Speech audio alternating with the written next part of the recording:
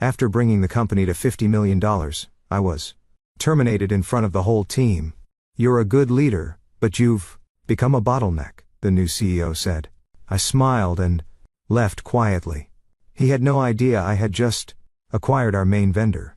Panic broke out when I just finished my quarterly presentation, a polished data-driven breakdown of how we'd crossed the $50 million revenue milestone. When the new CEO, Damon Reeves, stood up, adjusted his cufflinks, and cleared his throat. "Before we wrap up," he said with the kind of grin that didn't reach his eyes, "I have one more announcement to make. It concerns our leadership restructuring." Froze. My hands still hovered over the trackpad as the final slide. A celebratory graphic titled, "Q2 Revenue Surge, a record-breaking quarter," shone behind me. Damon walked slowly toward the front of the room. Our entire executive team sat in silence. Some looked puzzled. A few, those who'd been whispering in corners lately, wouldn't meet my eyes. "As of today," Damon continued, "Olivia will be stepping down as Chief Operating Officer. Her contributions have been significant, and we are deeply grateful." A pause. "But as we pivot into a new phase of aggressive scalability, we need less bottlenecking in operations and more agile decision-making. Olivia's strength is her strategic discipline, but we need to be faster, leaner." A strange silence descended over the room, not shocked silence, ashamed silence. "I believe your exact words last week were, we should hire more carefully and invest in development before scaling too fast." Damon added casually, "That kind of caution has its place. But not now. Thank you for your service." He turned to the team as if that explained everything. I stared at him, at this man who had joined the company less than 3 months ago, and smiled. "I appreciate the clarity," I said simply. "No dramatics, no tears, no protest, just silence."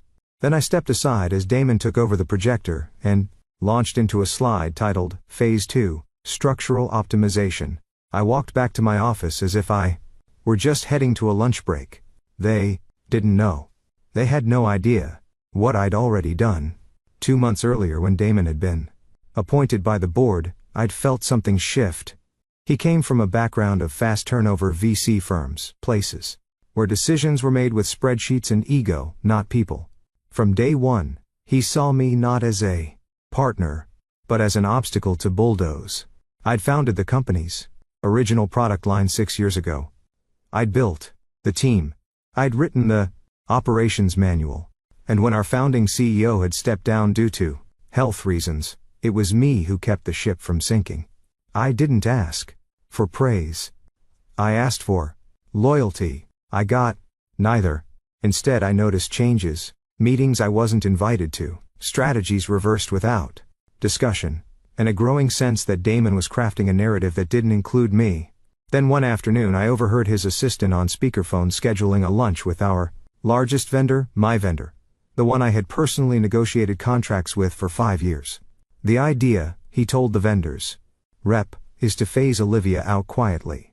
It'll make things smoother." They wanted to erase me, but I had already begun taking precautions. I'd seen the signs and I knew something they didn't. Our biggest vendor, Chronocore Systems, had been struggling financially. I'd been reviewing their quarterly filings quietly, and I knew they were looking for a buyout. The opportunity was golden, so I reached out to an old friend from grad school, now a private equity partner in Boston. We made an offer through a holding company I had created quietly the year before. It was a clean acquisition, silent, legal, discreet. By the time Damon called their CEO to push me out of vendor negotiations, he was told politely, but firmly, that any communication would now go through the holding company's new leadership. He never made the connection. So when he announced my termination in front of the team, when he smiled as if he just removed the last obstacle to his precious phase 2, I didn't flinch.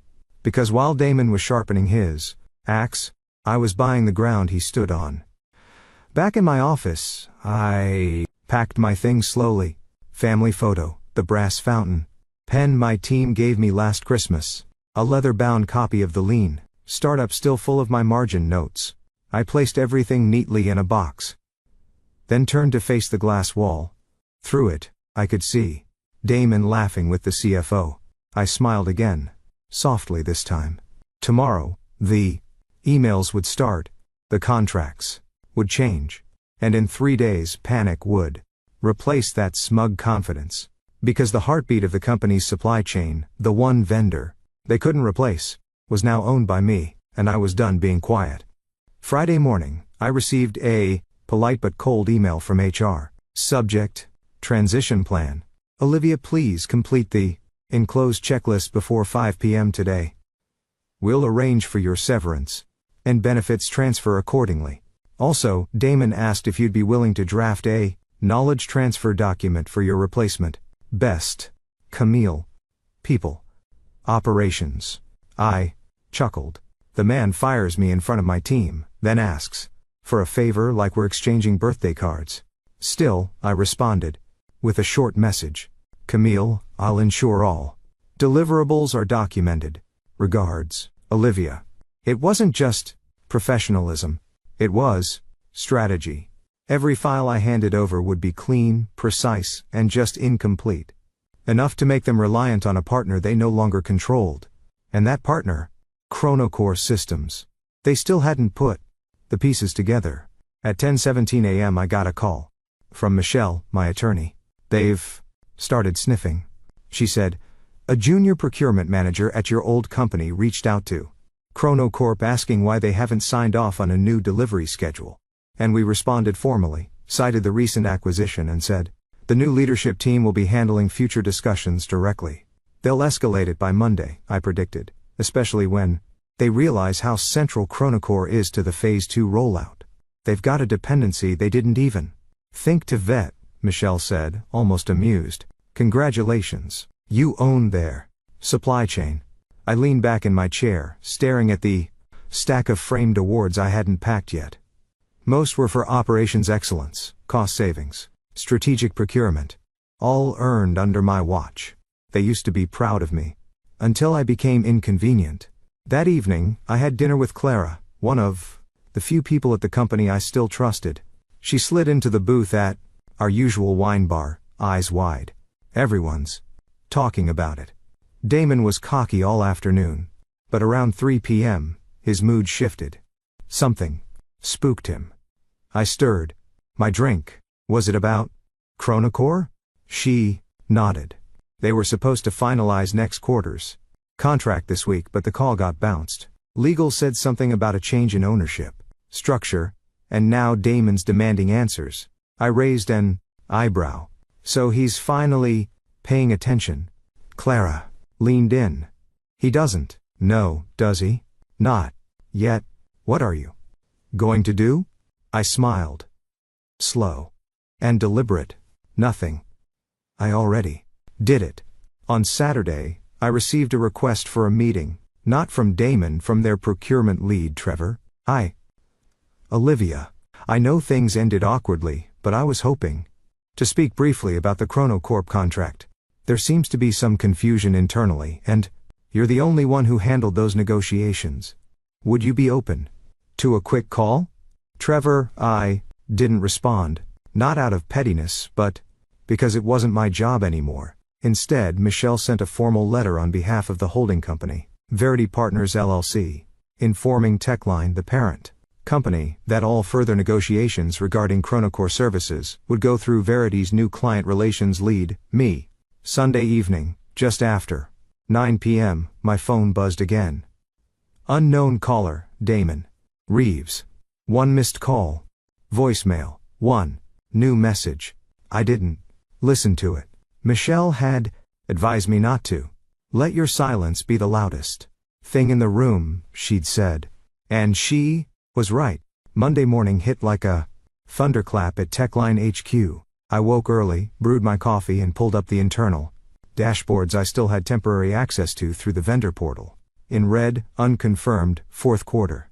Supplier contracts pending approval. That pending status would freeze 3 major product lines if left unresolved. At 8:02 a.m., Clara texted. Damon stormed into The 8 a.m. all hands. Nobody knew what was happening. He looks like he hasn't slept. By 10:30 a.m., LinkedIn was buzzing. A press release had gone out. Chronocore Systems announces new ownership under Verity Partners LLC. The acquisition marks a new chapter in operational leadership and client engagement. Our mission remains unchanged to provide best-in-class enterprise solutions to our valued clients. It didn't mention my name, but everyone who knew me knew. At 11:12 a.m., I received a one-line email from Damon. "We need to talk urgently." I forwarded it to Michelle. She called 10 minutes later laughing. "He's panicking. He finally realized who bought the kingdom he thought he ruled. And I hadn't even begun to play my next card." Chronocore didn't just supply software components. They handled the data architecture for Techline's newest project, an AI-powered operations hub Damon had staked his entire CEO reputation on. Without Chronocore's custom data libraries, that project would fall flat before launch. In the hallway outside my apartment, the echo of footsteps passed my door. I glanced at my boxed-up office gear still sitting by the entryway. I hadn't decided whether to unpack it or donate it. It didn't matter anymore because on paper, I no longer worked at Techline. But in practice, they worked for me. By Tuesday morning, the storm had officially landed at Techline. I didn't need internal access to see it. All I had to do was watch the tremors ripple across LinkedIn. A project manager had quietly updated her status to open to work. 2 engineers from the AI division reposted the Chronocore acquisition announcement, with vague captions like "Big industry moves ahead," and "One door closes, another opens." But the real fallout began with a calendar invite sent from Damon's assistant. Subject line: Emergency Leadership. Meeting, 9 a.m., mandatory attendance. Clara texted me at 8:44 a.m. "He's sweating, literally." We all saw him walk in. He looks like someone just handed him a resignation letter written in blood. I smiled into my coffee cup. This wasn't personal vengeance. I wasn't interested in watching Damon fall apart for the sake of it, but I was interested in watching the board realize what kind of decision they'd made when they handed the keys to a man who couldn't see 3 moves ahead. That morning, Michelle and I finalized our formal licensing proposal for Techline. It wasn't cruel. It was just expensive. Chronocore had previously offered services under a volume discount model negotiated directly by me to optimize for scale and growth. That model was now off the table. What Techline would now be offered was a pay-as-you-go structure, billed monthly with a premium for data hosting, integration, support, and, critically, access to the proprietary AI learning modules that had become the backbone of their next-generation ops hub.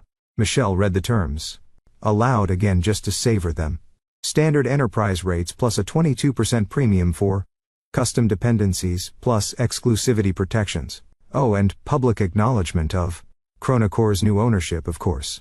"Let's send it before lunch," I said. "It'll give them just enough time to lose their appetites."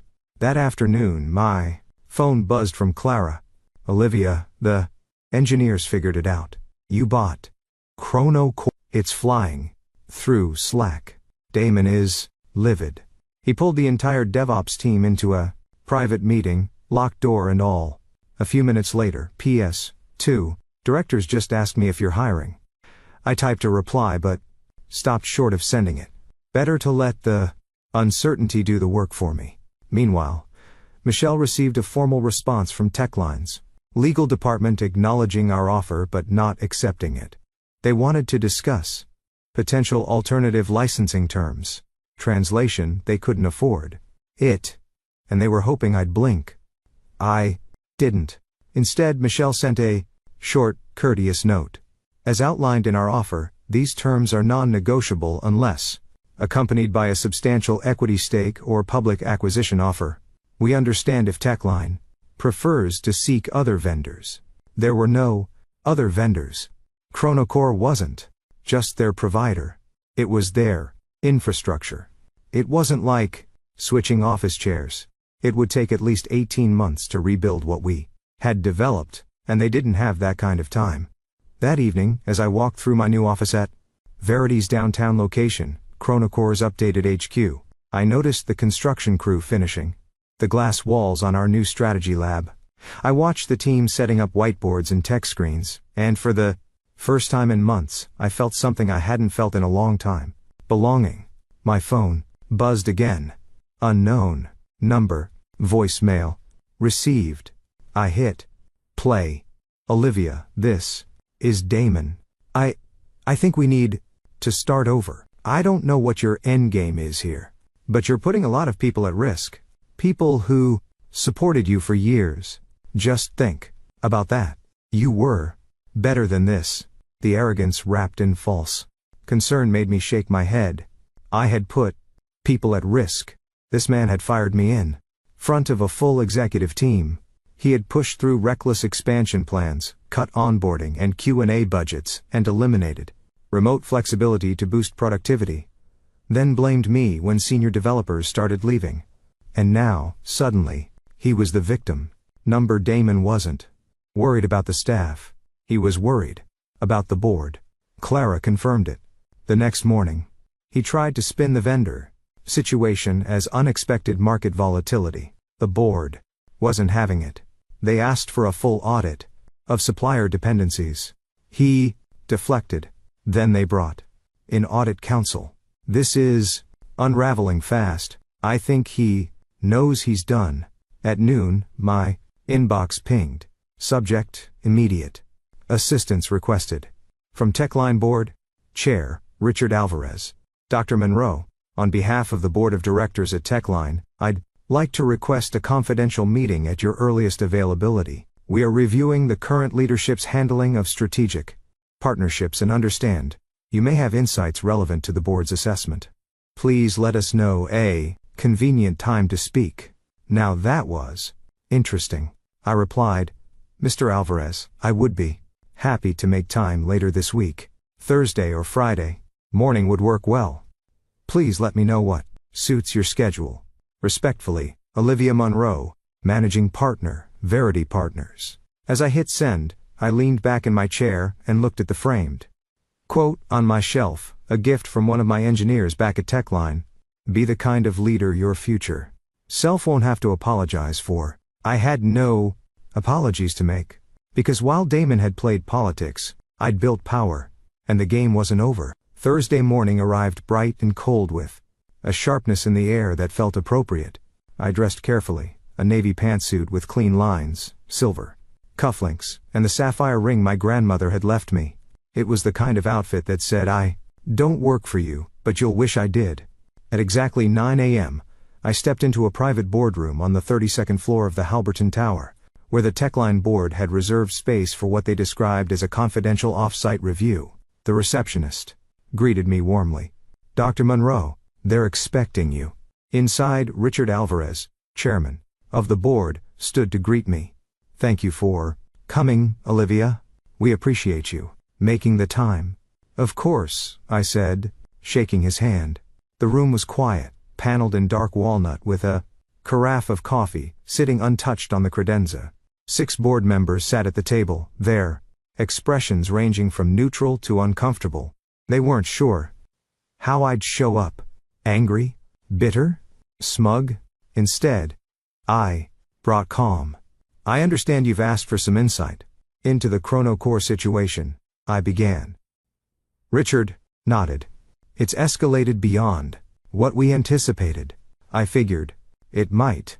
I placed a sleek leather folder on the table. In here, you'll find a timeline of events, emails, correspondence, financial filings, all of which confirm that Chronocore was fully acquired by Verity Partners as of 3 weeks ago.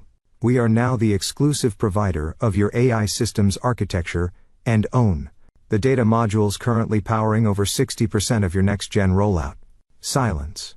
And, I continued, you'll find that at the time of acquisition, I was no longer employed by Techline, which means, legally there is no conflict of interest, only a failure to recognize operational risk on your current leadership's part. A board member in a gray suit leaned forward. Why didn't Damon flag this? Perhaps, I said evenly, because he didn't. see it coming. That landed. I watched them shift in their seats. Richard cleared his throat. He told us the vendor disruption was due to internal politics, that Chronocorp had overextended.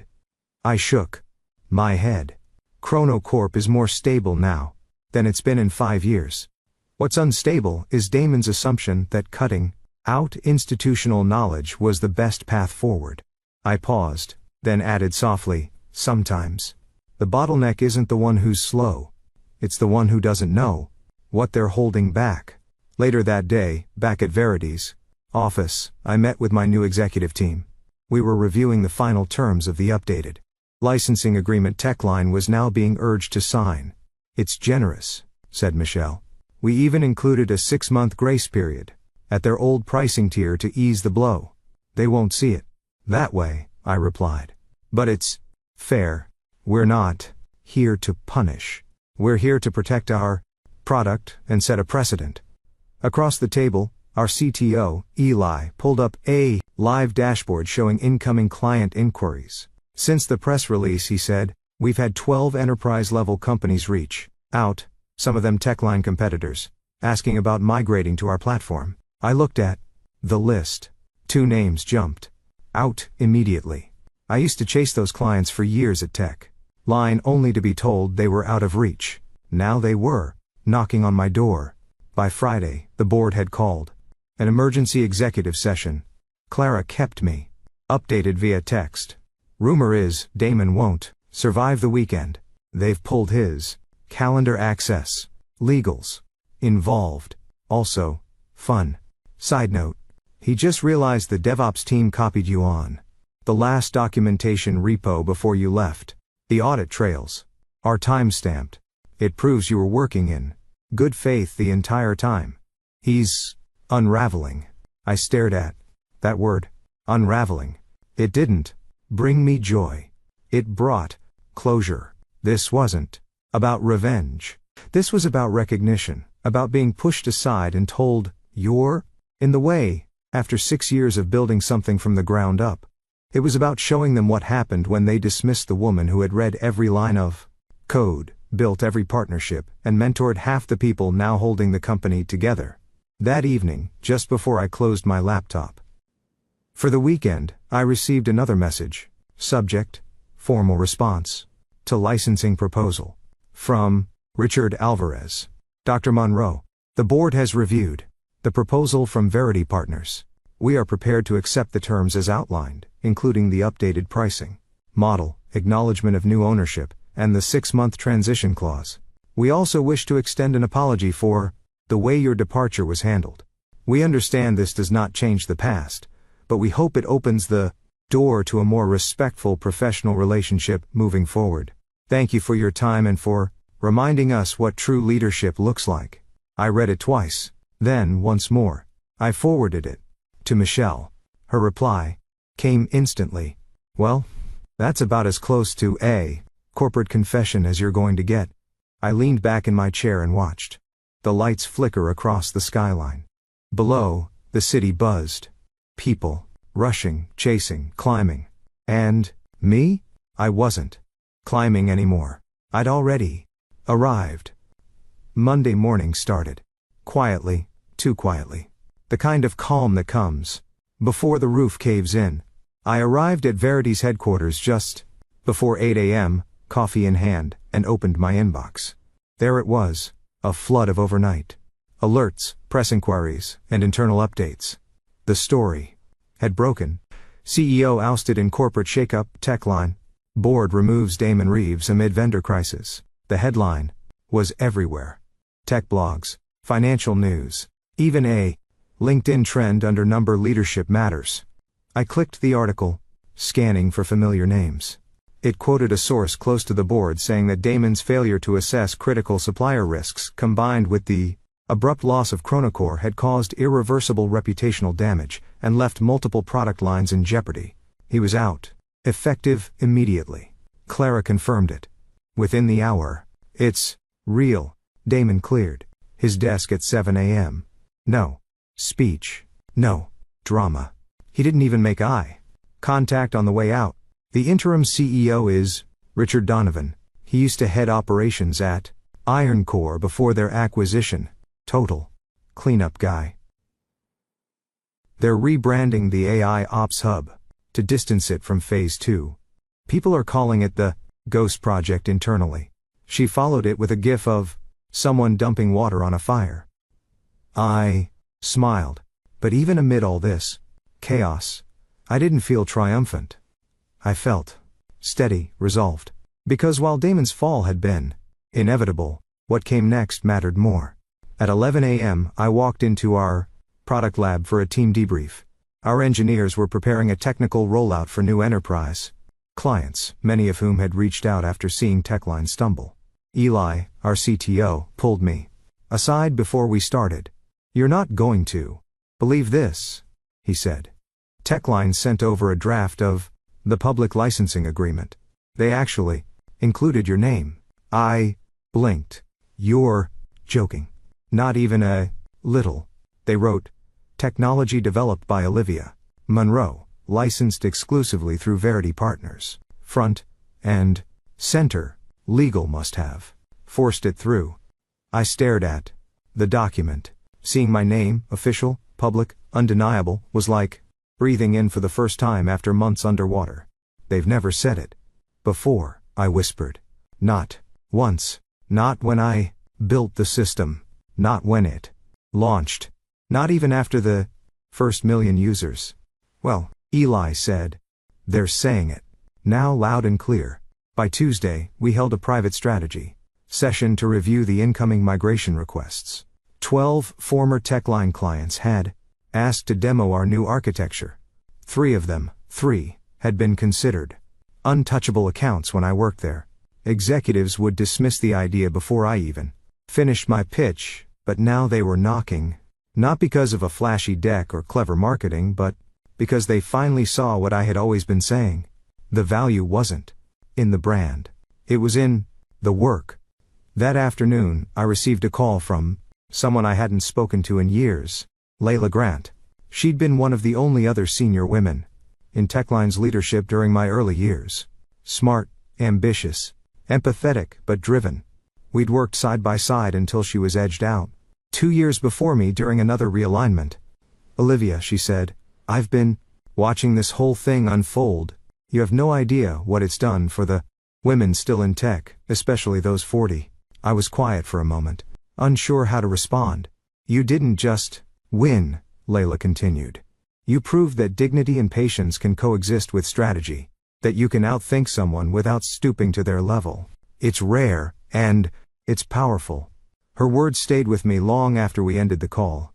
Because this was the impact I hadn't expected. It wasn't just about a comeback.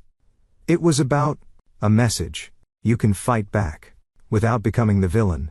By Wednesday, Techline issued a formal company-wide announcement. Techline has reached a strategic agreement with Verity Partners for continued access to the Chrono Core platform. We are committed to maintaining operational excellence as we evolve under new leadership. Buried at the bottom was a quiet line acknowledging me by name. No adjectives, no embellishments, just facts. It was enough. Meanwhile, our marketing team at Verity was finalizing a keynote presentation I'd been invited to deliver at the Global Technology Leadership Forum next month. The title, "When the System Says You're Replaceable and You Prove It Wrong." That evening, I returned home to find a handwritten note in my mailbox. No return address. Inside was a simple card.